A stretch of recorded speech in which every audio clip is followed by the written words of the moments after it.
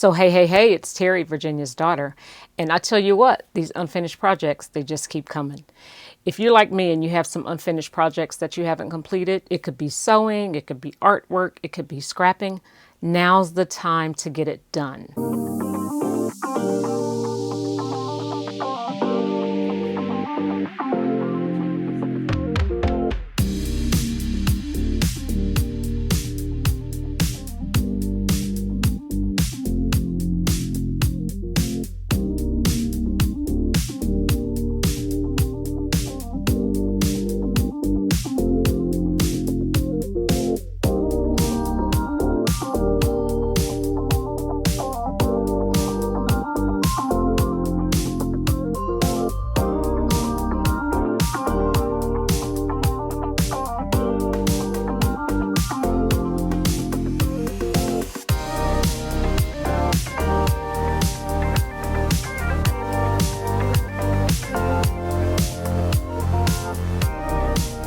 My journey began in January of this year where I decided that's it.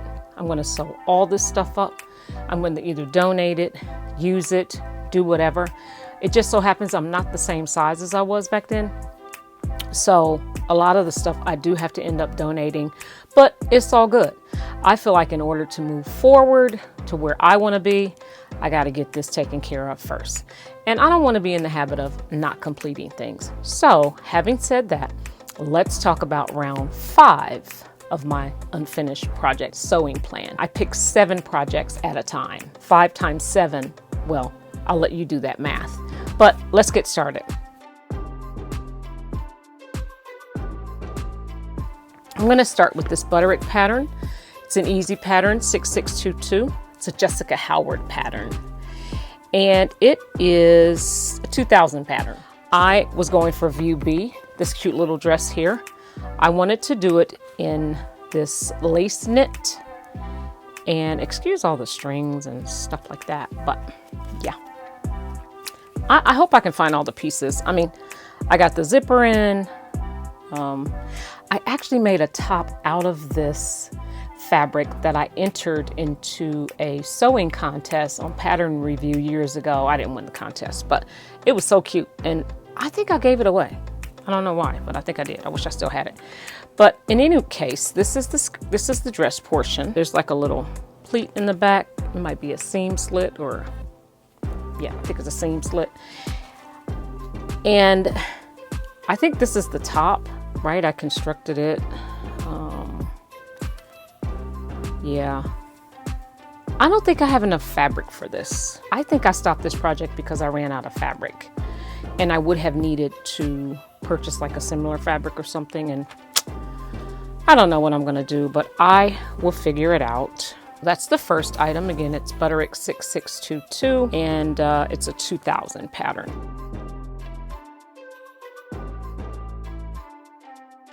My second pattern, I fell in love with this pattern when it came out, is Vogue 1402. It's an easy pattern. Let me see. This is a 2014. Leah. I don't know how to say it, but I love this. First of all, this print, this fabric, I would have wanted this exact fabric. So instead, I got this Ankara fabric. It's like an African print. It is gorgeous. And you can see I started it. I decided to line it with a tricot, and I don't know why I did that. I think it's okay. So that's the front, and this is the back, and I'm gonna finish it. I know the skirt is probably over there somewhere, but here's the thing. This has, I remember this now, this has like stitching on the right side of fabric. So the darts are stitched on the right side of fabric.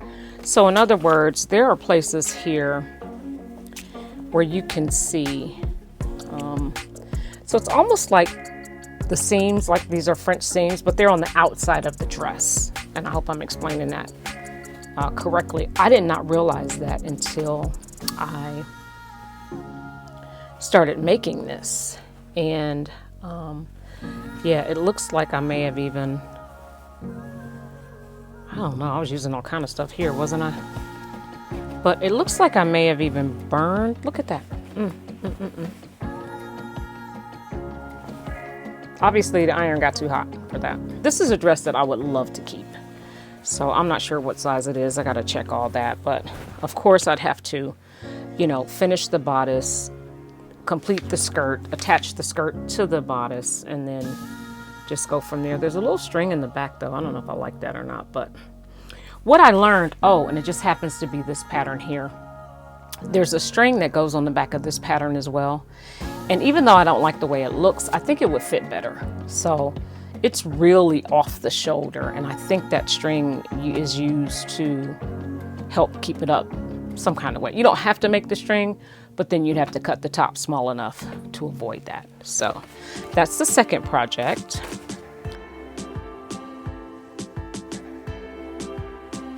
The third project is this Maggie Boutique. Some of you will remember this dress. It's an easy, close-fitting lined above knee dress, double-breasted front. Let's see. 2011. It just reminded me of like a trench dress or whatever. So I have this all cut out in this gray fabric. And the fabric calls for stretch wovens, linen, lightweight denim, broadcloth, etc. This is like a polyester that I fell in love with that was in Virginia Stash. And I'm not sure what part of the dress is. Oh yeah, this is probably, I don't know, the back somehow. I don't know. But what's interesting is the way these pieces are cut. So this obviously is some part, I don't know. This is cut on the fold. This could be the center front. Oh, this is center back, I'm guessing. Yeah, because the front has buttons, Terry, so no, yeah. So I do remember seeing some reviews on this pattern, and because it is stated an easy pattern, it was back in the day, I might not remember correctly, but the word was that it was a little difficult to construct. But I don't even know why I stopped this. First of all, it's got a lot of pieces, okay? I can't think right off the top of my head why I stopped. I never started, like I just cut it out. So, and I will be honest with you, when my weight is up and down, like I don't like sewing when I'm out of shape, for me, let me say that. So when I'm not in shape, I don't like sewing for myself. I don't like the way things fit. And you know, the only way to rectify that is to get in shape. And so I don't know if that was a situation with, you know, this dress, like I just don't know. But in any case, that's item number 3.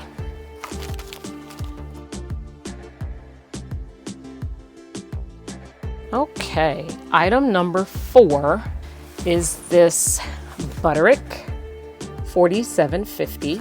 And I can see here by this tissue paper that I made some adjustments to the pattern. I'm not sure what they are now. This is a 6 through 12, 6, 8, 10, 12, so I don't know.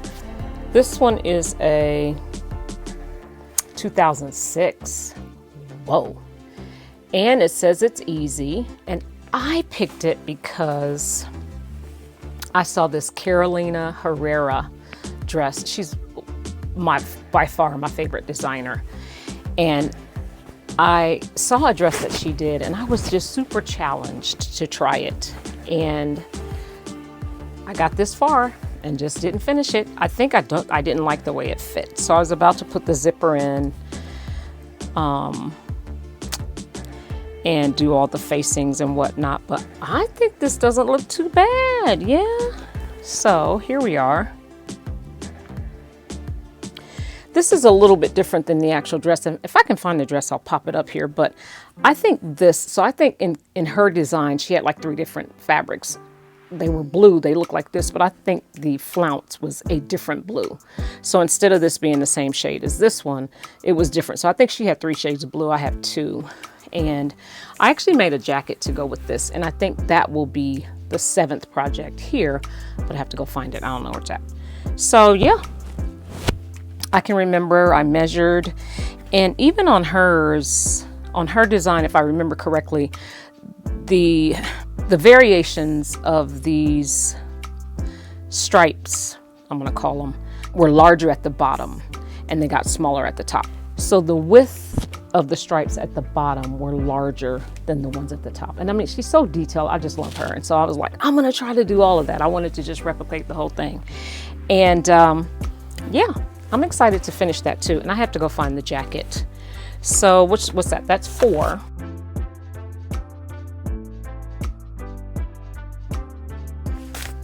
The 5th one, excuse me again, reaching across the table here, is this Butterick 5850. Now all these say easy, so I don't know what was going on with me, but this pattern was published in 2012 and I was going for view C. I was actually going to wear this to a special event and it's all cut out. It's all cut out. And I used this suiting. It's real thick, actually. I think that's part of the problem when I stopped this project. But it's like a suiting. It's like a, I can't think of the name of this. I'm going to show you this fabric up close. See if you can see it. It's not a houndstooth, but it's some type of, I don't know, I'll think about it. But in any case, I think that this was a poor selection of fabric for this dress. Now, what I will say is, since then, I've decided that there really is no such thing as poor selection of fabric. But what you have to do as a dressmaker, if you change the fabric, you have to change other things down the line, the interfacing, the binding, the thread, the zipper. So I don't think that there's any such thing as, as a bad choice of fabric. I think you can make anything work. You just have to make other adjustments as well. So as you can see, I put this store-bought bias tape in here to finish this, and it was a big mistake. So it didn't lay well, it didn't drape right, it was just kind of like standing out. The sizing could have been wrong too, I don't know. But what I will do is I will take this off and I will just I have enough fabric. I'll make binding from this fabric so that it will be complementary. So I feel like these two are working together. So this fabric and this store-bought binding here. I love this fabric. And, I don't know how stuff gets dirty. Oh, that looks like it might be a little makeup or something. Maybe I'll wash this first. But yeah, I'm gonna finish this in this fabric. I'll wear it in the wintertime, okay? So, another thing too that I did get this from Joann Fabrics. I know I got both of these from Joann Fabrics. And, well, everything in here came from Joann Fabrics except this fabric for the Vogue pattern. Vogue 1402, this came from a local vendor. So, yeah. Okay, and last, I cannot find the pattern at the time of this recording. But I know that it's somewhere. But this dress was for a special occasion that I did attend and ended up wearing something that I did make, but it wasn't this. And I found this charmeuse fabric at Joann Fabric. This is just gorgeous. I mean, this is beautiful. It has a side zip here. I can tell you I didn't like the way this fit. That was all there was to it. I wanted to wear something that I made. I did not like the fit. I thought I might have constructed something wrong too. I don't know, I have to check that, but this is the back. This little, oh. And then it has this little piece here coming around the front. I can see the pattern in my head. I don't know where it's at. So it has a tie that goes with it. And initially the sleeve was too tight. It was way too tight. So I took the sleeves off and I think they'll be okay now. If I can find the other one. So I can only find one sleeve. But this was a matter of fit. And then I started it kind of late for it to be needed by a certain time. And I abandoned it. So I'm excited to get this done. I love this fabric. Love, love, love. I hope I find the other sleeve. So, and this is a Joann fabric purchase too, and I'm not sure what this pattern is. Let me see if I can find it. I found it. So, promise me you won't talk about my little pen right up here, and even if you do, I won't be able to hear you, so it won't matter. So this pattern here that I was telling you, this dress here, this pattern is the Simplicity 80th Anniversary Simplicity 3619. And I think I made View A. Yeah, View A. So the fabrics are charmeuse, crepe, back satin, crepe back satin, crepe de chine, jacquards, and so on. This pattern is 2007. And I just love it. Now that little collar, that little front collar, it just says with sleeve variations. That little front piece just was not, yeah, the collar, I didn't quite care for that, but it's a lovely pattern, and I can see myself making this again. I got the 12 through 20 size. So that's this one, Simplicity 3619, the 80th anniversary. This is actually a black. I got this fabric in New York City when I was there some years ago. Now I can tell you why I stopped this. Okay. So, jacket, unlined, has princess seams, shawl collar, and button closure. I decided I wanted it lined. Never finished it. So, there you have it. So let's see, I have 1, 2, 3, 4, 5, 6 dresses, right? And a jacket. 6 dresses and a jacket. Dresses are my fave. So there you have it, my round 5 for my unfinished sewing projects. Now listen, you may have some projects of your own. Just get started. You will be surprised what you learn about yourself, techniques you begin to like and you're going to use over and over and over again. I mean, it's a great process, and I know that I'm going to be able to talk about it once I'm done, but I just got started.